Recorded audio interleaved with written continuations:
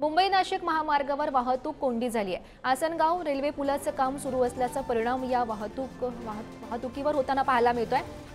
Railway पुलाचं काम संथ गतीने सुरू असल्याचा आरोप सध्या स्थानिक करतायत। मुंबई नाशिक महामार्गावर 5 ते 7 किलोमीटर पर्यंत रांगा लागल्याचं सुद्धा पाहायला मिळतंय आणि याचाच आढावा घेतलाय आमचे प्रतिनिधी उमेश जोशी यांनी। पाहूयात।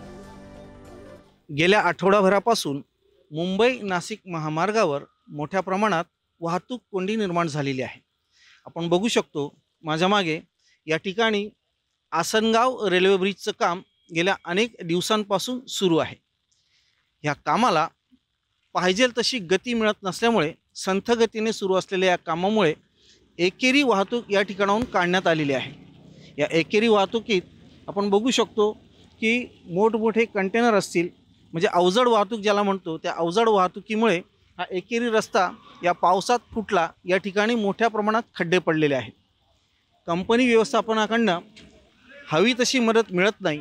आपण बघतो या ठिकाणी शहापूर पोलीस स्टेशन असेल किंवा ट्रॅफिक पोलीस बांधव असतील, हे भर पावसात या ठिकाणी ट्रॅफिक कंट्रोल करताना दिसत आहेत। या ठिकाणाहून एकेरी वाहतूक करण्यासाठी आसनगाव ब्रिजच्या अलीकडून मुंबईकडे जाणारी ट्रॅफिक आता थांबवण्यात आलेली आहे।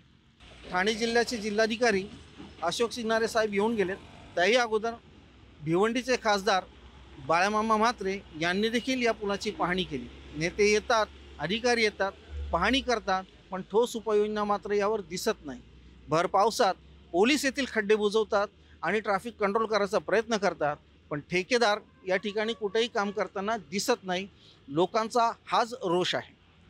पुढारी न्यूजसाठी उमेश जोशी, शहापूर, ठाणे।